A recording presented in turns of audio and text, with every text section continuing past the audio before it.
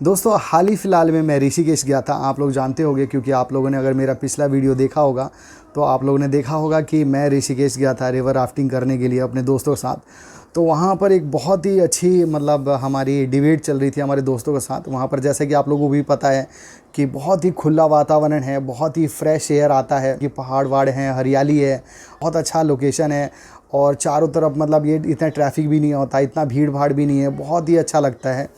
तो ऐसी बात करते करते हमारे दोस्तों के साथ ये बात चल रही थी कि मेरा एक दोस्त है वो बोल रहा था कि यार मैं सोच रहा हूँ कि इधर ही 150-200 गज मतलब ज़मीन वमीन ले लूँ और हो सकता है कि जब मैं रिटायर्ड होऊंगा तो ऐसी जगह पे मैं रहना चाहता हूँ। तो देखिए बात ये नहीं है, टॉपिक ये नहीं है, टॉपिक ये है कि क्या प्रॉपर्टी में इन्वेस्ट करना बेहतर ऑप्शन है या नहीं है, टॉपिक ये है। तो मैं आपको देखो उस समय तो उस दिन मैं अपने दोस्त के साथ डिस्कस कर रहा था, काफ़ी ज़्यादा डिस्कस किया, फिर भी उसे कन्विंस नहीं कर पाया।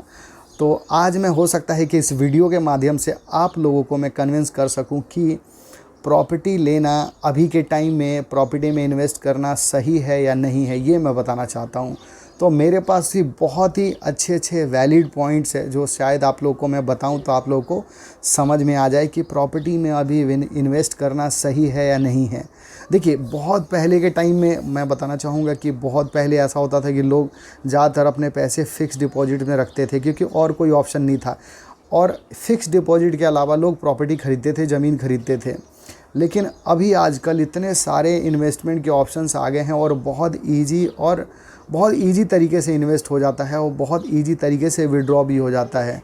तो अब मैं आपको बताता हूँ म्यूचुअल फ़ंड से मैं आपको प्रॉपर्टी को कंपेयर करके बताऊँगा और इतना वैलिड और इतना सही पॉइंट बताऊँगा कि आप लोग भी जान के सुन के हैरान हो जाओगे। और देखिए जो पढ़े लिखे लोग हैं, जो इन चीज़ों के बारे में जानते हैं, फाइनेंस के बारे में जानते हैं, इन्वेस्टमेंट के बारे में जानते हैं, हो सकता है उन लोग को पहले से इन चीज़ों के बारे में पता हो।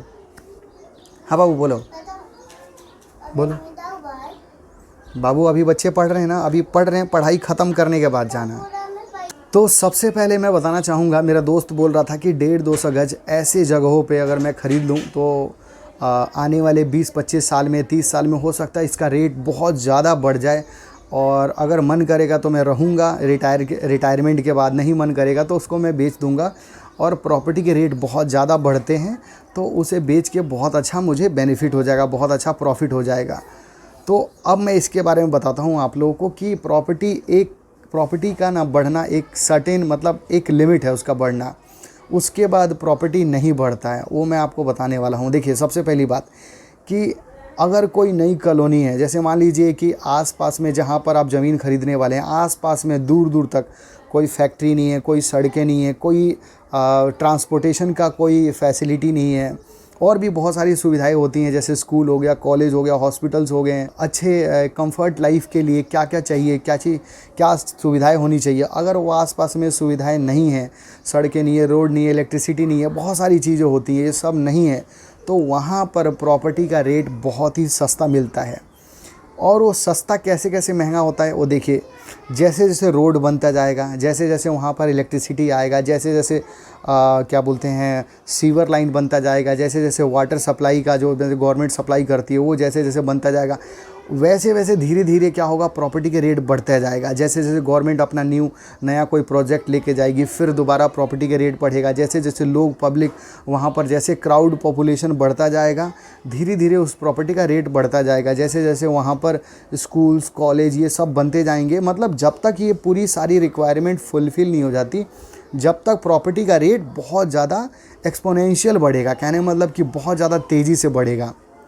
लेकिन जब ये सब फुलफ़िल हो जाएगा, जब ये रिक्वायरमेंट पूरी हो जाएगी, तो उसके बाद आपके प्रॉपर्टी का रेट बढ़ना ना के बराबर हो जाएगा। एक लिमिट पे आके ना वो रुक जाता है, वो दोबारा फिर बढ़ेगा नहीं। ये है कि महंगाई के साथ बढ़ेगा। देखिए हर चीज़ का रेट ना बढ़ता ही है, लेकिन वो क्यों बढ़ता है, वो महंगाई की वजह से भी बढ़ता है। क्योंकि हमारे देश में जो भी मतलब जाहिर सी बात है कि जो इन्फ्लेशन रेट है, वो इन्फ्लेशन रेट जैसे जैसे बढ़ता है वैसे वैसे प्रॉपर्टी का रेट भी बढ़ता है। तो प्रॉपर्टी का रेट तो बढ़ना ही है, लेकिन उस दर से नहीं बढ़ेगा कि आपको लगे कि उसमें कुछ बेनिफिट हो रहा है, कुछ उसमें आपको फ़ायदा हो रहा है। तो वो प्रॉपर्टी का रेट तो बढ़ेगा ही, लेकिन उस दर से नहीं बढ़ेगा। एक जो इन्फ्लेशन रेट होता है उससे बढ़ेगा, थोड़ा बहुत हो सकता है कि वैसे भी बढ़ जाए डिमांड और सप्लाई को लेके। अब मैं म्यूचुअल फ़ंड के बारे में बात बता रहा हूँ। म्यूचुअल फ़ंड ऐसी चीज़ है जो आप 5 साल के लिए डालें तो जितना अमाउंट 5 साल में बना है, अगर 5 साल और छोड़ दें तो और लगा लीजिए वो और बहुत ज़्यादा बढ़ जाएगा। ठीक है, जाओ।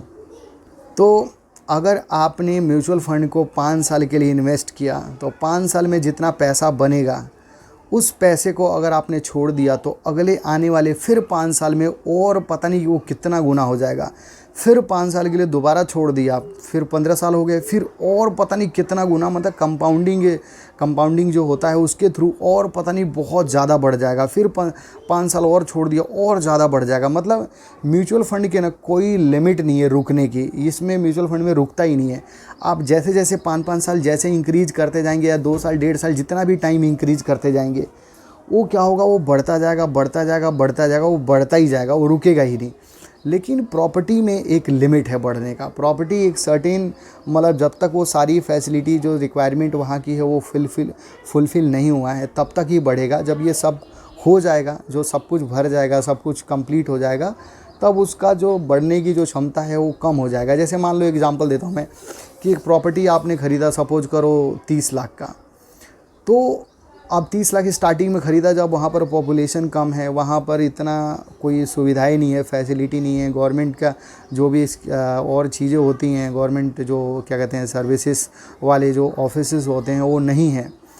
तो वो स्टार्टिंग में 30 लाख में चलिए आपको मिल गया 100 गज या 200 गज मिल गया, लेकिन वो बढ़ेगा तो कितना बढ़ेगा, 5 साल, 10 साल, 20 साल, 30 साल में ज़्यादा वो 30 लाख का प्लॉट 1.5 करोड़ हो जाएगा, 2 करोड़ हो जाएगा, 3 करोड़ हो जाएगा, 4 करोड़ हो जाएगा, 5 करोड़ हो जाएगा, मतलब चलिए कोई 20 करोड़ हो जाएगा। लेकिन म्यूचुअल फ़ंड का अगर आप लोग देखेंगे 30 लाख का अगर लमसम अगर निकालेंगे, कैलकुलेशन करेंगे गूगल पे, बहुत ईजीली आप लोग कैलकुलेशन कर सकते हो कि कैसे इसको, मतलब कैसे म्यूचुअल फ़ंड का, मतलब आप लोग इजीली, मतलब उसको कैलकुलेटर होता है गूगल पे, आप लोग लिखोगे mutual fund calculator, SIP calculator, तो उसमें लमसम का ऑप्शन आता है, दूसरा SIP का ऑप्शन आता है।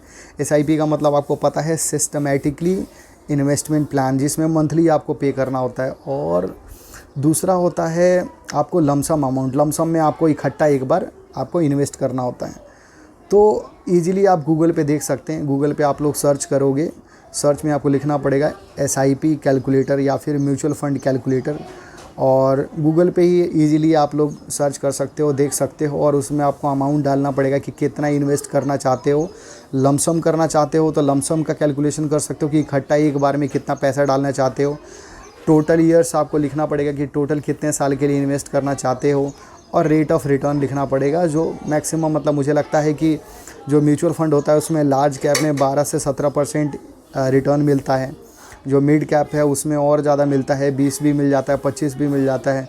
स्मॉल कैप है, बहुत ज़्यादा रिस्की होता है, लेकिन अगर लॉन्ग टर्म में इन्वेस्ट करते हैं तो इसमें रिस्क मतलब ना के बराबर ही हो जाता है, और इसमें सबसे ज़्यादा रिटर्न मिलता है, मतलब 20-25 क्या, मतलब 30 भी मिल सकता है। आप लोग देख लेना एक बार, तो आप लोग ऐसे कैलकुलेट कीजिए। बाकी मैं एक बार ना एक स्क्रीनशॉट छोटा सा डाल दूँगा लास्ट में, वीडियो के लास्ट में, जिससे आपको आइडिया लग जाए कि कैसे कैलकुलेट करते हैं और कितना ज़्यादा, मतलब ये दिखेगा आप लोगों को कि कितना ज़्यादा, मतलब ये पैसा आप लोग का जो भी है कितना ज़्यादा बन गया है, रिटर्न्स मतलब कितना बन गया है, कितना ज़्यादा डबल ट्रिपल कितना गुना मतलब बढ़ गया है, ये देख सकते हैं आप लोग।